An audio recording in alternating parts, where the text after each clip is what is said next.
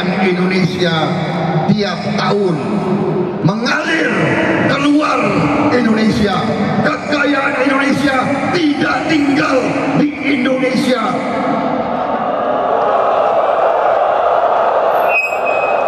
Artinya adalah, saudara-saudara sekalian, kita semua, seluruh bangsa Indonesia, kerja rodi, kerja bakti, kita adalah kacung untuk bangsa lain, saudara-saudara sekalian.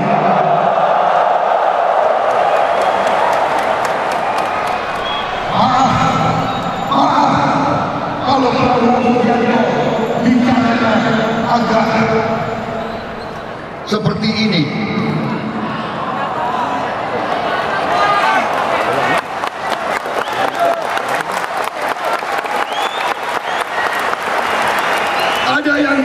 Ada yang bilang ke Prabowo, Pak Prabowo, mau bicara yang baik-baik saja.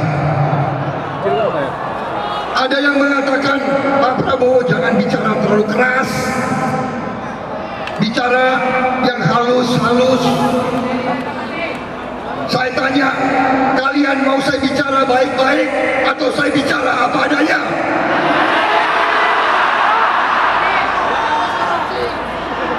Kalian mau saya bicara halus, baik-baik, tapi kenyataannya tidak baik, atau saya bicara apa adanya, saudara-saudara sekalian? Saudara-saudara sekalian, benar kalian mau saya dengar apa? Saya mau bicara apa adanya? Benar? Kalian mau saya bicara terbuka?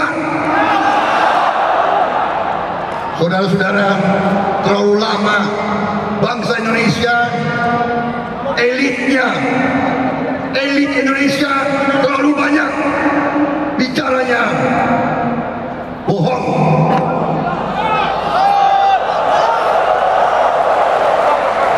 Bohong kepada rakyat, bohong kepada bangsa, bohong kepada dirinya sendiri. Terlalu lama. Benar atau tidak, saudara-saudara? Kamu merasakan atau tidak? Saudara-saudara sekalian, kekayaan bangsa Indonesia yang menjadi masalah adalah kekayaan bangsa Indonesia dirampok, dicuri dari rakyat Indonesia.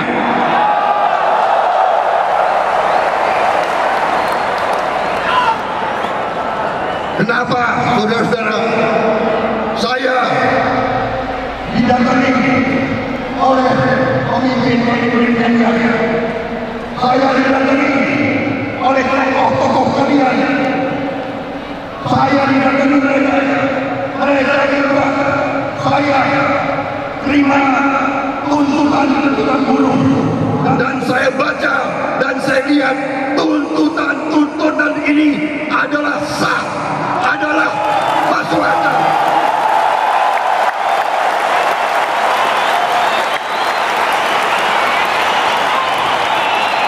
Tuntutan ini adalah hak rakyat Indonesia. Tuntutan ini adalah janji Undang-Undang Dasar 45.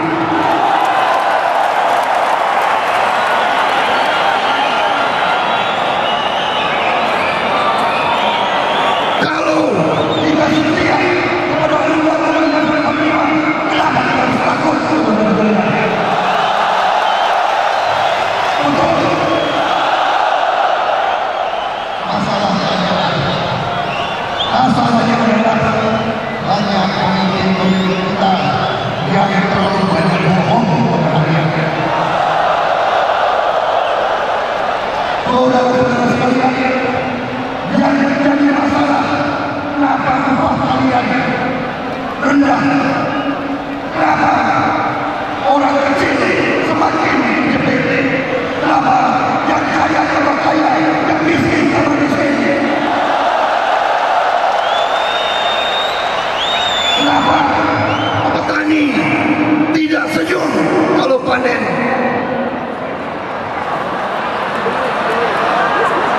Bagaimana bisa di negara merdeka 69 tahun ada guru honorer bagaimana bisa? Saudara-saudara sekalian, masalah inti adalah bahwa sistem ekonomi neoliberal, neokapitalistik ini adalah keliru, tidak sesuai dengan Undang-Undang Dasar 45.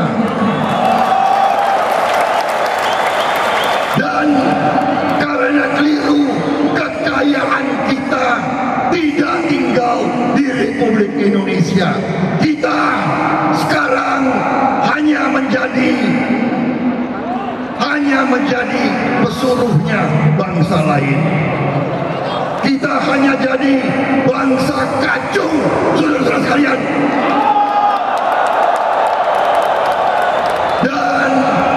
Dan itu bukan cita-cita kita. Itu bukan cita-cita pendiri bangsa kita. Untuk apa kita punya negara kalau kita disuruh jadi bangsa kacungnya orang lain? Saudara-saudara sekalian, bangsa Indonesia kehilangan tiap tahun, ini angka saya sampaikan, kita kebocoran tiap tahun 1.000 triliun lebih tiap tahun. Saudara-saudara sekalian, saya sudah keliling semua kabupaten. Di mana-mana rakyat sudah tidak tahan lagi terlalu banyak korupsi, saudara-saudara, di Republik Indonesia ini. Semua dikorupsi, semua disogok, semua pemimpin kita mau dibeli dan mau disogok. Akhirnya tidak ada keadilan ekonomi bagi rakyat Indonesia, tidak ada keadilan politik bagi bangsa Indonesia, saudara sekalian. Karena itu hari ini Bung Iqbal, kawan-kawan Serikat Pekerja, hari ini saya mendapat semangat baru dari saudara-saudara sekalian. Saya mendapat harapan baru, harapan kita, harapan rakyat terletak di pundak kalian semua, saudara sekalian. Kita tidak bisa terlalu banyak berharap dari elit kita. Mereka pintar bicara, saking pinternya mereka jadi pinter bohong semua. Saya masuk politik terpaksa, saudara sekalian, terpaksa minta ampun di politik ini.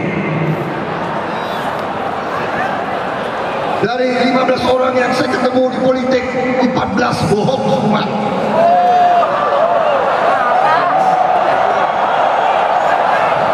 Makanya hari ini saya semangat lihat saudara-saudara, kalau di politik mengisi GBK Senayan ini, yang datang harus dikasih uang.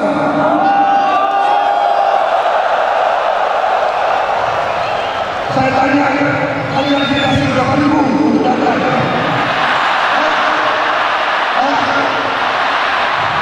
Dikasih uang enggak? Kamu dikasih uang enggak?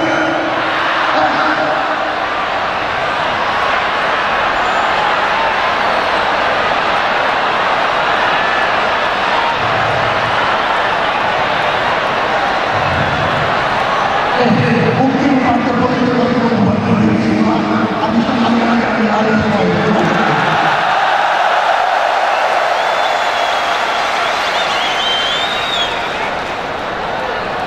Saya diberitahu bahwa harga urutan datang ke sini.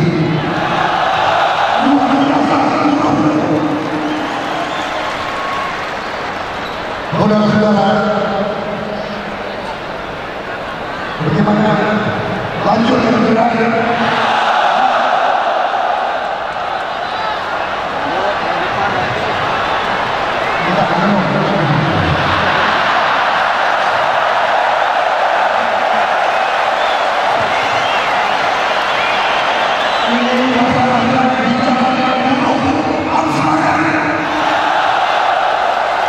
Kalau buruhnya semangat, yang tidak punya semangat, yang tidak punya semangat.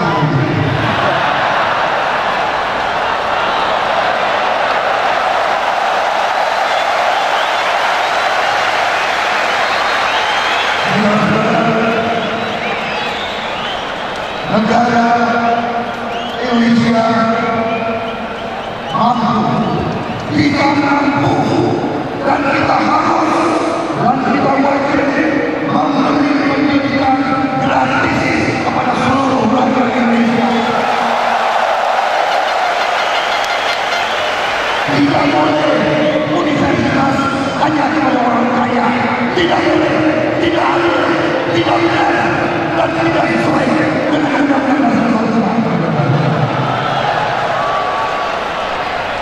Kita harus kembalikan bahwa anak petani harus bisa jadi profesor, anak buruh harus bisa jadi jenderal, anak yang nelayan harus bisa jadi orang kaya, anaknya pedagang kaki lima harus jadi pemilik ekspor.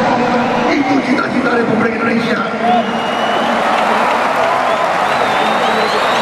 Anaknya orang miskin harus tidak boleh miskin terus-menerus. Saudara-saudara sekalian, untuk apa kita merdeka kalau kita membiarkan orang miskin di Republik Indonesia ini? Saudara-saudara sekalian, saya mengatakan di sini bahwa perjuangan pemimpin-pemimpin kalian memperjuangkan kalian sudah di jalan yang benar. Tetapi yang kita butuhkan sekarang, adalah kebersamaan, adalah bekerja dengan bersatu, adalah bekerja dengan akal yang baik, akal yang sehat. Serikat buruh, serikat pekerja harus menjadi kekuatan yang menentukan, tapi juga kekuatan yang damai, kekuatan yang beri kesejukan, tapi juga kekuatan yang tidak akan membiarkan ketidakadilan terus-menerus berjalan di Republik Indonesia. Saudara-saudara sekalian, saya melihat tema kalian adalah melaksanakan pemilihan presiden yang bersih dan jujur. Saya kira itu yang kita butuhkan, itu yang kita harapkan. Sekarang masalahnya adalah bahwa Indonesia berada dalam keadaan yang sangat rawan. Terlalu banyak pemimpin kita yang bisa disogok, bisa dibeli. Akhirnya mereka tidak menjaga kepentingan rakyat, tidak mengamankan kepentingan rakyat, tetapi akhirnya berjuang kepada bangsa lain. Itulah tantangan yang kita hadapi bersama. Dengan dukungan gerakan buruh, kita yakin guru-guru honorer bisa mendapat penghasilan yang layak. Tidak boleh kita izinkan guru-guru honorer hidup hanya dengan sekedar 50.000, 100.000 dan sebagainya. Tapi harus, dan itu menjadi perjuangan kita bersama. Saudara-saudara sekalian, saya juga 5 tahun yang lalu mungkin satu-satunya pimpinan politik yang berani anak-anak outsourcing depan serikat pekerja untuk menentang outsourcing di Republik Indonesia ini.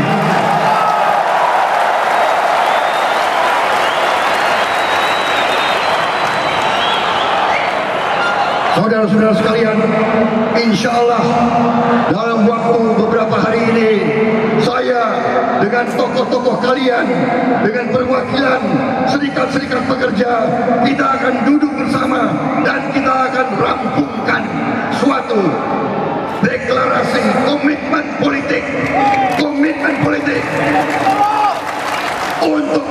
memperjuangkan kepentingan buruh, tani, nelayan, pedagang kecil, guru-guru honorer, orang-orang yang harus diperbaiki hidupnya, diperbaiki kesejahteraannya.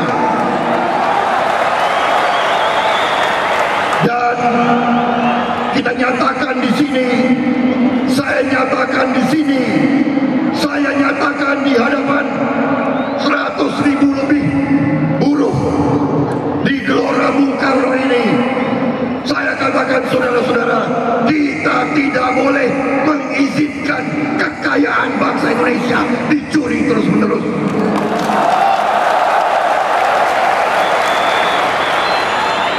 Dan kita tidak akan mengizinkan koruptor itu untuk berlalang buana, koruptor itu untuk bergentayangan bebas. Tidak kita kejar, kita akan kejar mereka sampai ujung dunia, saudara sekalian.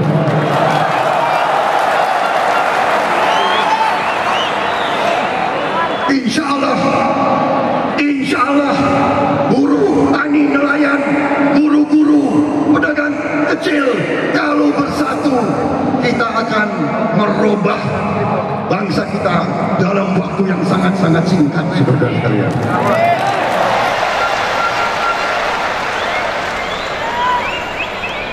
Bagaimana kalau buruh, tani, nelayan, pedagang kecil, guru-guru honorer, pensiunan, semua bersatu? Bagaimana bisa salah, saudara sekalian? Karena itu, terima kasih. Siang hari ini, saudara memberi dorongan semangat kepada saya. Negara kita dalam keadaan parah, tapi hari ini saya dapat semangat baru dari saudara sekalian. Hari ini saya tambah berani. Hari ini saya tidak ragu-ragu. Tadinya selalu saya dapat SMS Pak Prabowo bicara dengan masalah harus sopan, harus santun. Tapi saya nggak mengerti istilah santun. Kalau maling ya maling. Betul. Ada nggak istilah yang santun untuk maling? Ada nggak? Hah?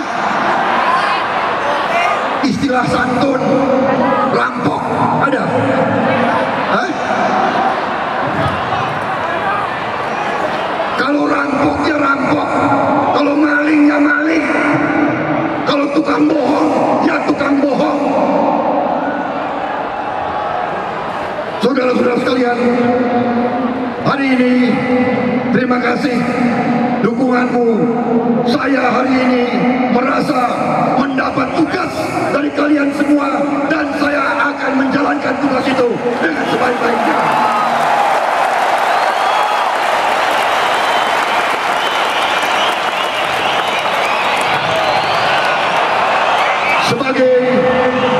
Sebagai mantan prajurit, hari ini saya merasa menjadi prajuritnya rakyat Indonesia.